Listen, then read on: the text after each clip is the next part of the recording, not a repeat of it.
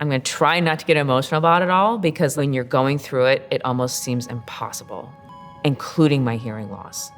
Like you do not see the light at the end of the tunnel. Arm, leg, arm, elbow. I'm Sara Mearns, principal dancer at the New York City Ballet.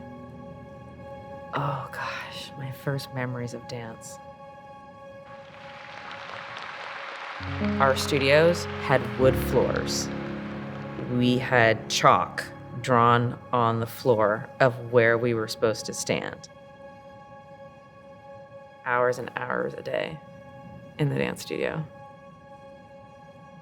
It was great.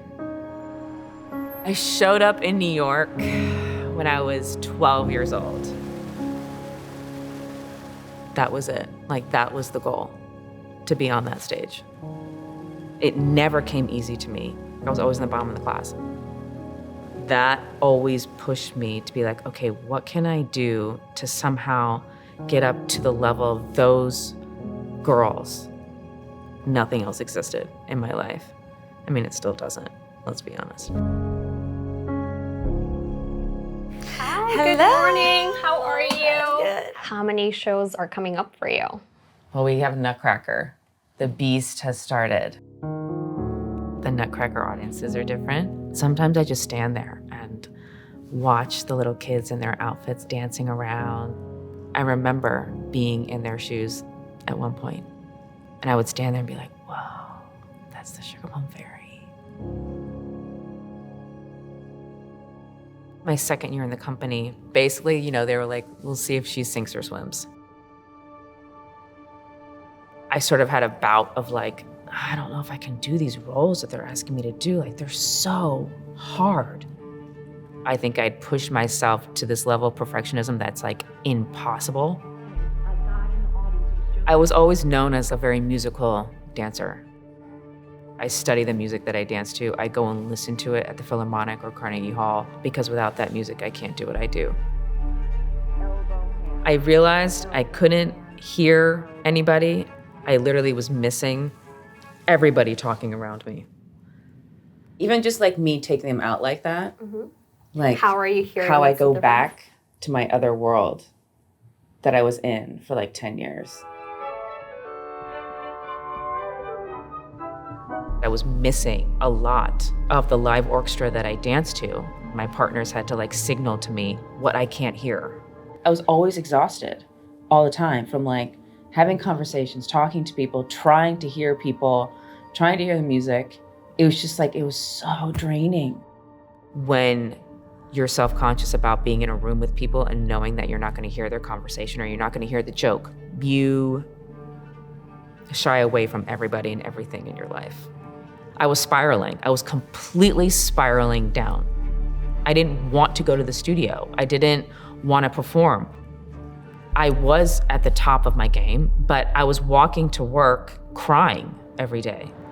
Why did I not feel grateful? Why was I not happy doing this? When you've worked every single day of your life to get here, that's a problem. I sank even deeper into solitude. There was something wrong, but I couldn't figure that out.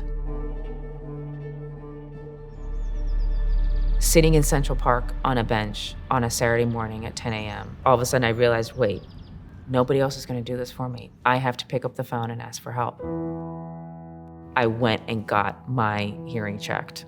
What was your expectation? Like, what did you expect to get out of hearing devices when you started wearing them? How much better is it gonna get? Like, I think that was my question of like, well, like, am I gonna have full hearing? Is it all just gonna come back? So I'm going to do a listening check. It was really emotional for me because I was facing something that was wrong with me. When my audiologist and I picked these Phonak hearing aids, I just thought it was so special that they've made something that somebody like me can wear as a performer. They've given me part of my life back. My whole world just opened up. I remember your face vividly. You went, yes, that was exactly your expression. And I like started hearing things out there. like outside the window. And I was like, wait, what's that? I hear it every day. Oh my God. I haven't heard that in years. I like would get excited to go outside. I found myself like getting excited to see like what I was gonna hear.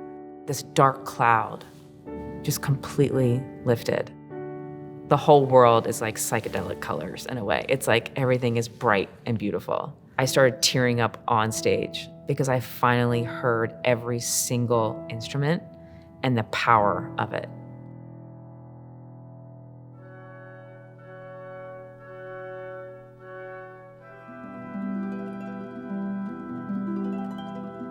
It was really hard for me to understand of like, okay, wait, I'm gonna have really bad things happen to me and I have to like figure this out. I have to figure this out as an adult. You have to fail. Like failure is part of the process. Kids these days don't know what this is, but I have a VHS tape of my idol, Natai Makarova, on our stage. I still have it to this day and I study it every year when I do Swan Lake. The famous part where she does all of the turns, she couldn't spot her head for her life.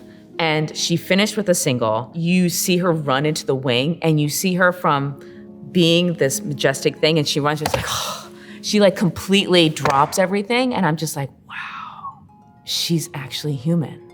Like that was hard for her. Even though I've practiced every single day for 36 years.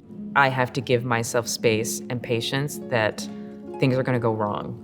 When I saw Makarova fall out of turns and I saw her come off of her point shoe, I was just like, I don't care. I would watch her for hours and hours and hours because she still makes me cry.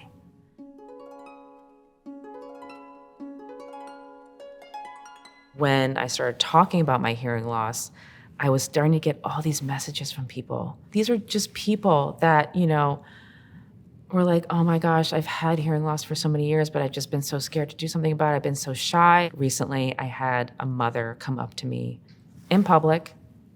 She didn't know me.